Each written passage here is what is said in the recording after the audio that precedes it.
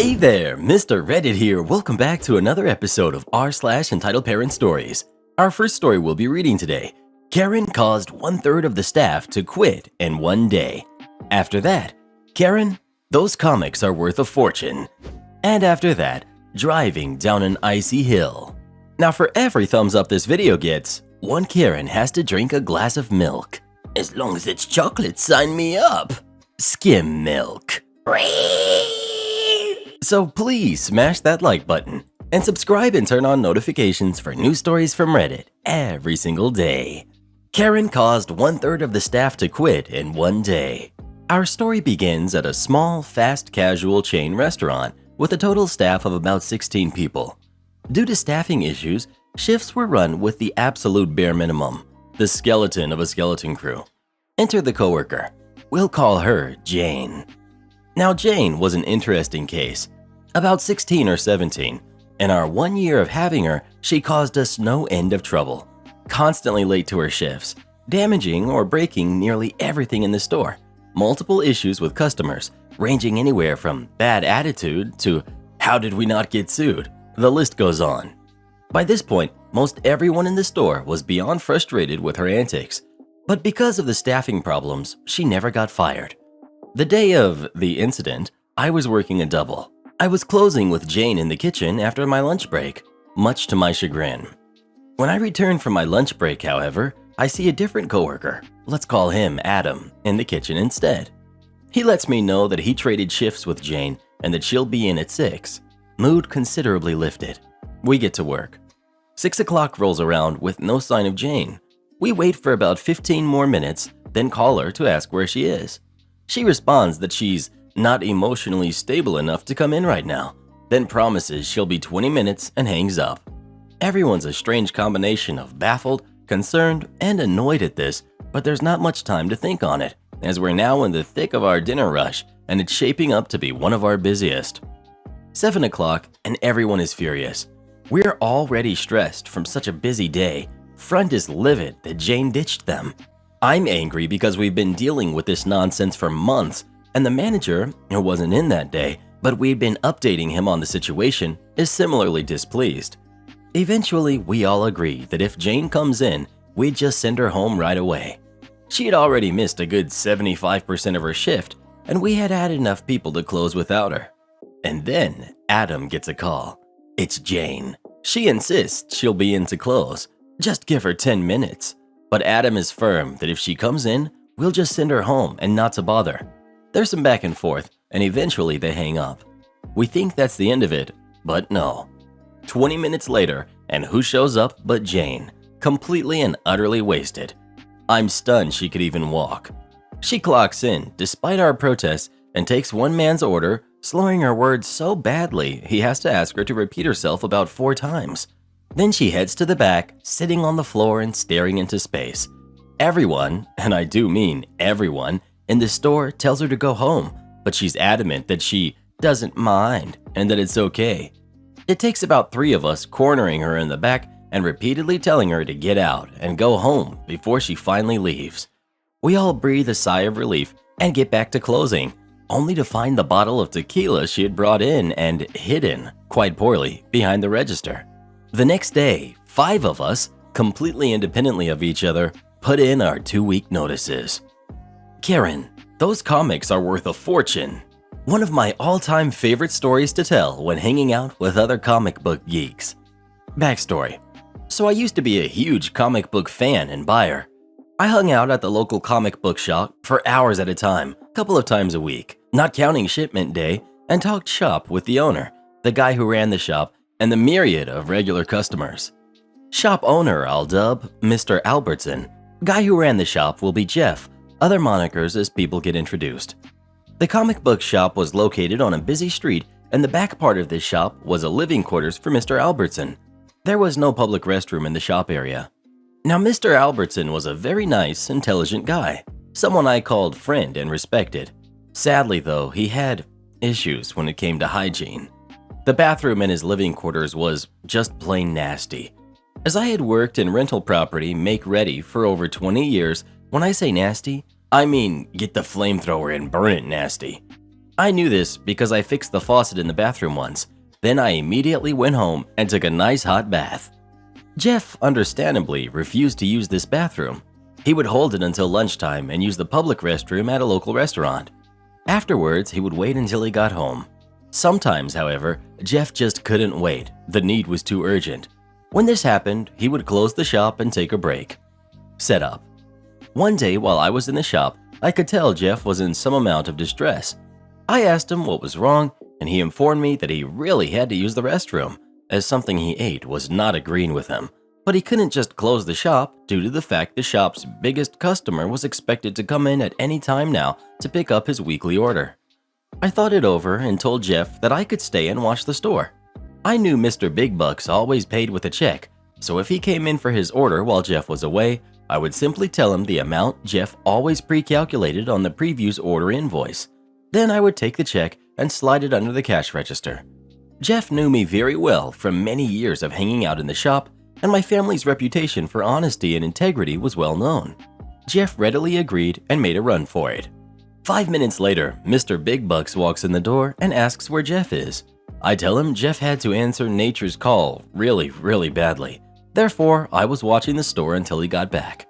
I went behind the counter, pulled out Mr. Big Bucks' weekly superhero addiction delivery and the preview's invoice order form. Mr. Big Bucks checked the order, approved the invoice amount, and wrote out the check. I then slid it under the cash register. Now, normally, Mr. Big Bucks is in a hurry, grabs his order, and leaves. But today, he was checking the inventory when Mr. Action walked in the door.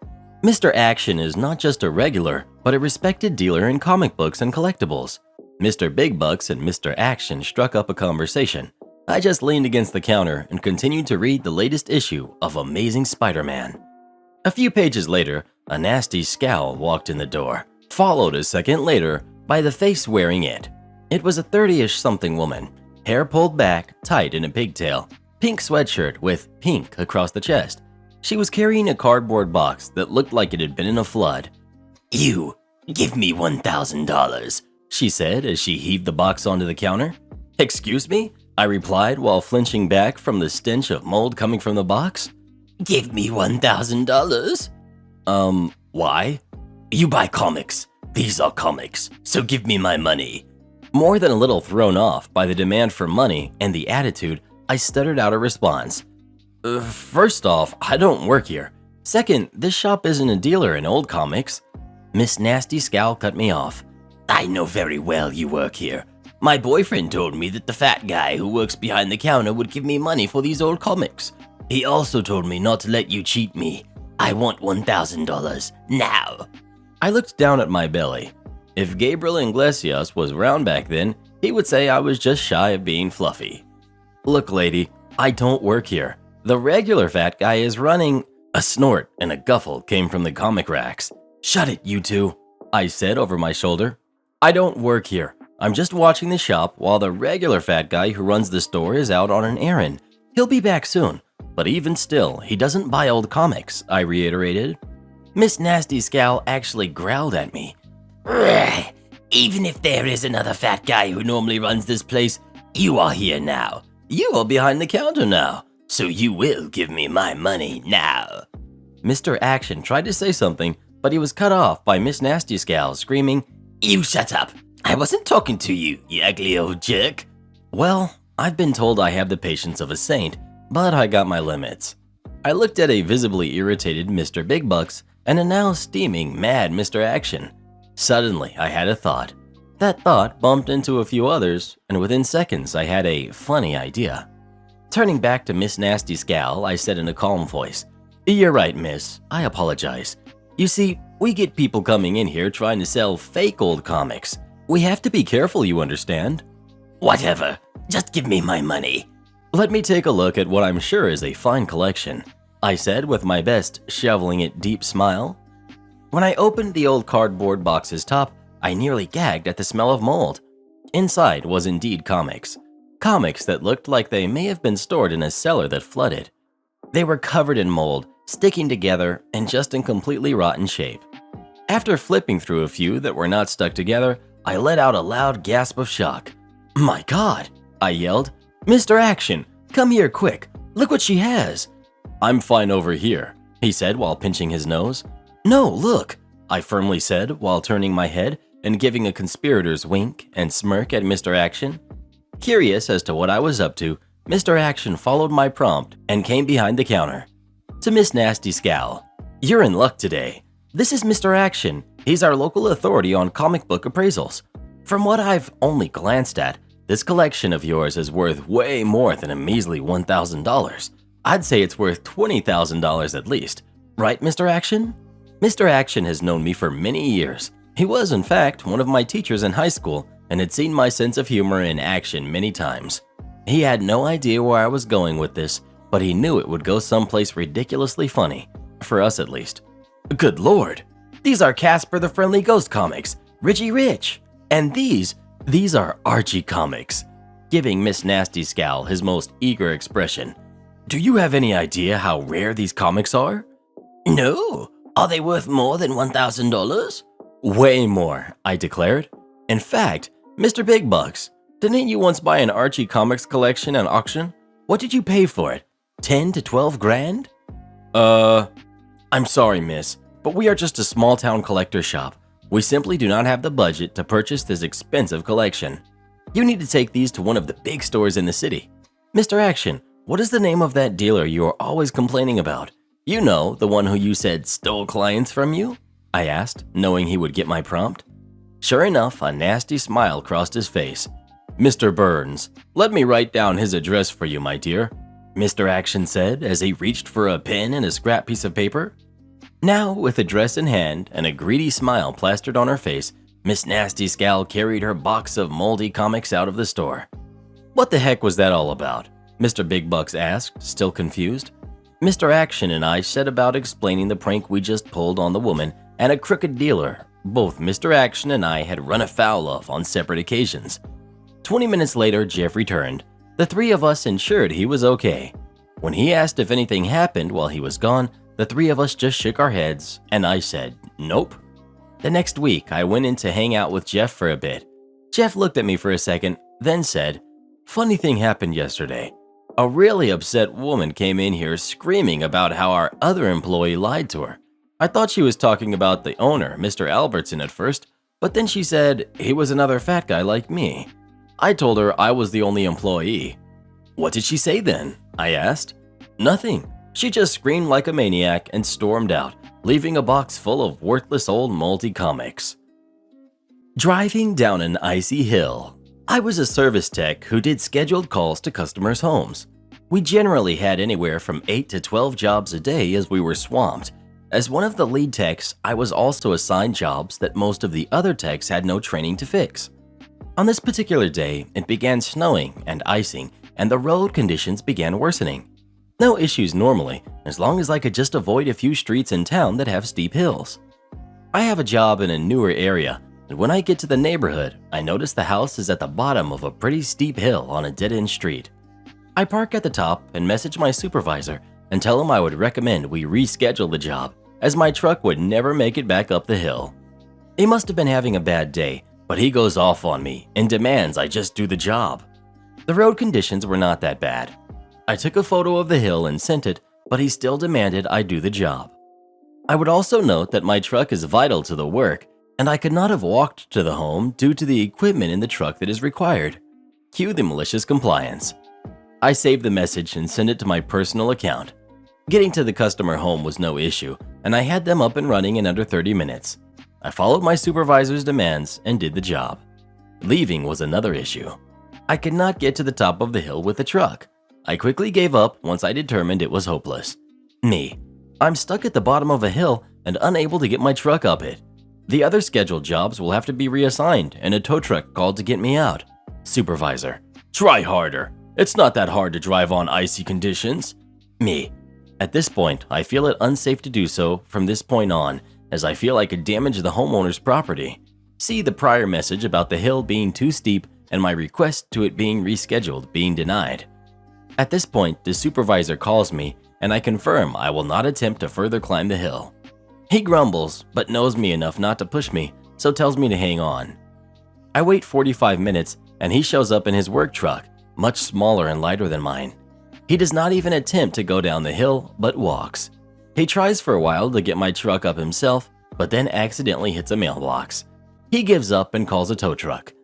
With wintry conditions, I wait another 3 hours for a truck to arrive.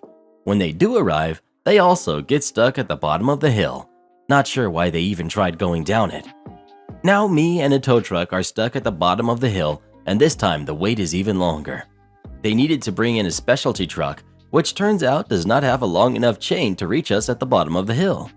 We wait even longer for a third tow truck to arrive. Overall, I arrived at the customer's home at 9:30 a.m. and finished at about 10 a.m. I do not get up the hill until 7 p.m. 9 hours I was at the bottom of the hill with my truck running while I played online on my laptop. Instead of working in the wintry conditions outside, I was toasty in the cab. Am I the jerk for pretty much giving my wife an ultimatum? My wife and I are in our late 30s, and I have 2 girls who are 14 and 16. My wife works in a pretty high-stress position that often requires a lot of travel, sometimes up to 2 full weeks a month. But the job is in her desired field, and she's worked hard to get to where she is, and it pays well, which is a plus. I work a lower-stress job with more flexible hours, but it doesn't pay as well. Because of my wife's job, I have been the parent that attends to most of our kids' needs. I take them to their activities, I attend all the games and recitals, I take them shopping, taught our oldest how to drive, etc. A few weeks ago, my wife got a job offer from a client of hers that she's worked with for years. It would be a more stable position that would pretty much eliminate her travel and would also come with a nice bump in pay. The only problem is that the job is literally across the country, like 2,000 miles away. When she told me about it, she was beyond excited because this job would finally give her a chance to be at home with our girls again. She was talking about it like it was already decided that she would take the job and we would move. I tried to share in her initial excitement, but all I could think of was leaving behind the life that the girls and I had built here. My wife sensed that I wasn't as enthusiastic about the job as she was and asked me what was up. I told her that the girls are at an age now where uprooting their lives and leaving all their friends behind would be a pretty drastic change, and we needed to get their input before making any decisions. She agreed, and we spoke with them.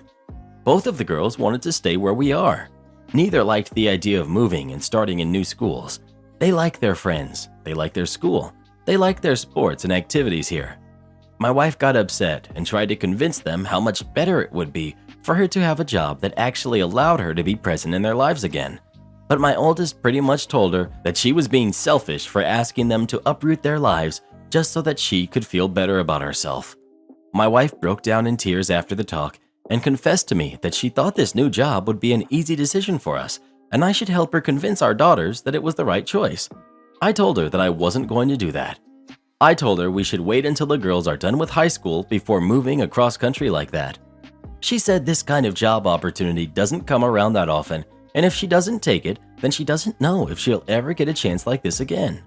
She said she felt like I was forcing her to choose between her family and her career, and I told her that's pretty much exactly the decision she needs to make. She asked what would happen if she took the job, and I told her I would probably stay here with our girls. She called me a jerk and now isn't talking to me. Giant golden archway. Back in 2010, I got a job working for a company that has an unofficial food item where you put $1 menu sandwich into another. I worked there for a year and a half. During that time, I learned everything. I could open, close, work the grill very well, and work front counter and drive-through as well, if not better than most that worked there on a consistent basis. I'd been promised a review when I was hired that was to take place after 6 months of being there. Being the kind of employee that wants to move up in the company, I never pushed the issue, but instead kept pushing to learn everything I could, so that when I did get my review, I would get a good one. In my time there, I called off once because I was recovering from emergency surgery to get rid of a cyst that had ruptured. On the same token, I was always the first to volunteer to pick up a shift if it didn't interfere with my college classes. After being there a year and a half, they announced everyone would be getting a review. My general manager came to me and told me the time she wanted to schedule me for my raise. I told her at that time that I would be needing a quarter raise, $10 a week, in order to make it so I could sustain working there while going to college, and she said she understood. When my review came, I was floored. Despite all of the work I had put in, And the energy I had poured into my job, hoping to reach management while going to college, she assessed me as a meets expectations employee. I don't mean to sound cocky, but I knew my own value as an employee. I knew I more than exceeded expectations of an employee of that company, and I said as much. She tried to claim it was based on the consensus of the other managers, but I knew myself to be a favorite employee of every manager but her. She then told me that she would be giving me a 15-cent raise. I told her I had requested a quarter, and she said that 15 cents was the best she could do. The wheels turned in my head, and I knew I was undervalued by her, and I would never have a chance to move up. So I told her I would be putting in my 2 weeks' notice. She looked at me crazy and said, "You're leaving over 10 cents?" I looked her right in the eyes as I said, "No, you're losing a fully cross-trained employee that loves her job over 10 cents. I then stood up and walked out to my car. I did write out a 2 weeks' notice and immediately began looking for work. During my search, when she worked with me, she'd frequently tell me how someone of my experience couldn't hope to get a job making the $8 an hour I'd requested of them. Well, I did, and then some. I applied to a gas station that was obsessed with the letter Z on the East Coast and was to work in their kitchen overnight. I'd be making $12 an hour if I got the job. I called literally every day until I got an interview. I had my interview the night of my last call and was given the job on the spot. With 5 days left on my notice, I informed her that I had gotten a job, where I'd gotten it, and how much I'd be making. If looks could kill, I'd never have been able to start at my other job because of the dirt that I'd be buried under. To get back at me, she wanted the one thing I treasured most. As an employee working for that company, they'd give you pins you could put onto your hat to show your accomplishments. In a year and a half, I'd earned over 30 pins. I was proud of them and considering them a collection. She told me that after my last shift, I'd have to return my uniforms and all of my pins. I claimed the pins were mine as payment for things I had done, but she told me she would make sure I'd be docked the cost of the pins out of my last paycheck if I didn't return them. She did it. Despite everything I'd worked for to turn this in my favor, she got under my skin. So I decided to get her back. Not wanting to completely burn a bridge, I came up with an idea. An idea I can confidently say was my own, but had been done before on some shows I'd never seen at the time. I decided to suspend them in Jell-O. The night before my last shift, I cooked up a large bowl of Jell-O. Before putting it in the fridge, I tied strings around my pins and suspended them at various points throughout the bowl by taping the string ends to the outside of the bowl. I let it cool overnight. After I finished my last shift, I told my manager I was running home to get my uniforms and pins. I returned a half an hour later with my Jell-O overturned onto a plate. "I'll always miss you" plate. Then I put the uniforms on the floor next to her desk and, looking her dead in the eye, placed the Jell-O on her desk and said, "Here's your pins." I walked out without waiting for her response and decided never to go there again. Her roommate, who also worked there, told me that it was all her coworkers could talk about all day. I was at least able to take some satisfaction in the fact that maybe I could inspire some other shenanigans from my coworkers if they too decided that company was not for them. As a reminder, people don't quit bad jobs, they quit bad managers. Fine, you can come collect it tomorrow. Years ago, I crashed my motorbike. My fault, and I did bend a fork and some cosmetic damage, like broken mirror, broken kickstand. I had always dealt with the same motorbike store for parts, and they were always really good to me, so I assumed they would help with repairing my bike. I took it in and was originally told no time frame for repairs. I agree, since they do not know what damage there is yet. Originally, I get a call that both forks were bent and so on, and told $800. 2 months later, I ring saying, "Hey, what's going on?" Was told the forks never arrived. They will have to reorder. A month goes by. I ring back, and I'm told that they're still waiting on the order. Another month. Was told they haven't had time to pull the bike apart to check out the damage. Price is now $1,500. Another month. The fork only just arrived, and they will order the rest of the parts. I'll skip ahead here, basically saying this had stretched to 7 months and was now up to $2,000. I rang back, saying this has gone on for far too long. I'm coming in tomorrow to take my bike back, and you better have it ready. Walk to the store and can't find my bike. The mechanic could not even recall working on it. Was told it may be on the display in the store. I walk in, my bike is on display and had been there for the past week. I go to the counter to say that's my bike and I want it. They can't find the receipt. I say, yeah, you might want to look further. You kept it for 7 months. They eventually find it and say, did you get a new battery? I said yes. The guy I had been dealing with had not been keeping up with his tally, and I was being charged for a new battery. The counter staff asked, why did we have this bike for so long? I said, no idea, you just kept it. They tried to ring the owner I was dealing with. However, his phone was off as he was at the dentist. I said I want my bike now, so paid for the battery and rode off. The owner tried calling me for weeks afterwards. I just kept hanging up. Customer doesn't understand the passage of time. This happened to me a few years ago. I've never been able to forget it. One of those weird things that just sticks with you. I was working in the gift shop at a zoo to get me by while I was in college. The shop was pretty big. From one end, you can't really see the other end. There's one checkout next to the entrance. It's kind of on its own at that side of the shop. Then there's the 3 main checkouts at the other end of the shop by the exit. This is all important. On to the story. So one day I'm stood at the checkout by the entrance. I like working on that one because it's never busy. People don't normally walk through the whole shop, then go back to the entrance to pay. It's an odd place to have a checkout, but I'm not complaining. Easy day for me. Anyway, this guy walks out of the zoo and into the shop. He immediately turns and looks at me. Guy. Is this checkout open? Me. Yes, it is. Is there something you're looking for? He doesn't respond and just walks back out of the shop and back into the zoo. Bit weird, I thought. Guy just walks straight into the shop, asks if a checkout is open, then walks out. I didn't really think anything more of it and carried on working.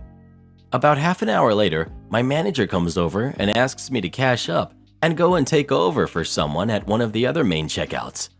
I cash up and close the checkout.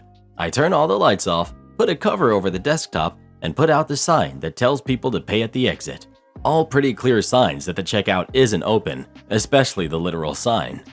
A while later, I'm working on the main checkout and this guy comes stomping up. I realize it's the same guy that came in like an hour ago, asking if that checkout was open. You know where this is going. Guy. I've been stood waiting at that checkout for 20 minutes.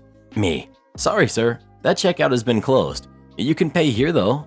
Well, you told me it was open. Now you've wasted my time. Me. Again, I apologize, but we closed that checkout. Guy, now more annoyed. Well, I came in before and you told me that it was open. You lied to me. Me. Sir, the checkout was open an hour ago. Since then, we've closed it. There was a sign that says to pay over here. Guy. Well, I didn't see any sign. How am I supposed to know it's closed? And why would you close it after telling me it's open? At this point, I've had enough. How clueless is this guy? Who in their right mind comes into a shop an hour beforehand to see if a checkout is open? Things aren't going to be the same an hour later. How could he not tell that it was closed? Every other customer had no issue with seeing that. Did he not notice flocks of people walking past with items to pay at the other end? Me. I'm sorry for the inconvenience. Again, we closed that checkout a little while ago. I'll see what we can do about making it more obvious that the checkouts are closed. Guy. It's just poor customer service. You've wasted my time here. Your management is going to hear about this. Just check me out so I can leave. Me. Thought it best not to actually say this out loud. You're darn right they will. My manager's gonna love this one. Never a dull day. That conversation didn't happen, and I can prove it. Had a guy check in yesterday afternoon. Very normal, uneventful check-in. This morning, he comes down to the desk in a tizzy about the deposit. He's tried to check out with the night auditor this morning and was very unhappy to learn the deposit on his card wouldn't be refunded instantaneously. What's more, he insisted I'd told him it would happen. Grump. You stood there and told me that the deposit would be refunded immediately. So when I check out, you're going to go up and check my room and give me my money back. Me. That's not accurate, sir, so I can't imagine I would have said that. After you check out, housekeeping will check your room. Then on our end, we will refund the deposit and then your bank processes the refund. For whatever reason, our deposit acts like a charge instead of an authorization. Grump. And that happens immediately? Me. I'm not sure how long it will take your bank to process it, sir. That was my last $50 to live on, so you're going to give me my money back when I leave. Me. There's no way for me to do that, sir. I have no control over how long it takes your bank to process refunds. You told me it would be immediate. I do not recall that, sir. And considering that's not how refunds work, I can't imagine I would have said that. But I'm sorry for the misunderstanding. It's not a misunderstanding. You told me that. That's my last $50, and you're going to give it back to me. Yes, sir. Assuming everything is good after checkout on our end, we will process the refund, then it's on your bank. I want it back today. I have no control over that, sir. This is BS. I want to speak to your manager. I'm the manager on duty. Then I want to talk to the owner. He's on vacation. How am I getting my money back? After you check out and housekeeping checks the room, we process the refund on our end, then it's up to your bank. You should have told me that at check-in. I don't recall our conversation at check-in, sir, so I do apologize for the misunderstanding. I wouldn't have stayed here if I had known the money wouldn't be right back. Okay. You misled me. I don't believe I did. He whined some more, demanded the deposit back some more, and I repeated myself some more, because at that point, there was really nothing else to say. After he finally left, I turned to my trusty Sidekick security camera. I pulled up the video from when he checked in to figure out what I might have said that he was trying to twist on me. Lo and behold, dude never once asked about the deposit and how it would be refunded. He asked if the deposit had to be on his card, and I said yes. That was the entirety of our conversation about it. The deposit being back on his card was apparently such a big deal to him, but he made no mention of it to me. Then he lied about it. He was back at the desk an hour later. So, the deposit will be back on my card today? I'm not sure how long it will take your bank to process it, sir. You told me— No, I didn't. You see that camera? It records everything I say and do. I told you there's a $50 deposit on your card. You asked if it has to be on the card, and I said yes. That was the extent of the conversation about the deposit. You didn't ask about how long it would take to get the deposit back on your card, so I didn't say anything about it, because I didn't know that it was important to you. Usually people ask when that's the case. He grumbled, then stomped off defeated. Come watch this video next, the one that just popped up on the screen. YouTube is recommending it specifically for you, based on the other videos that you've watched.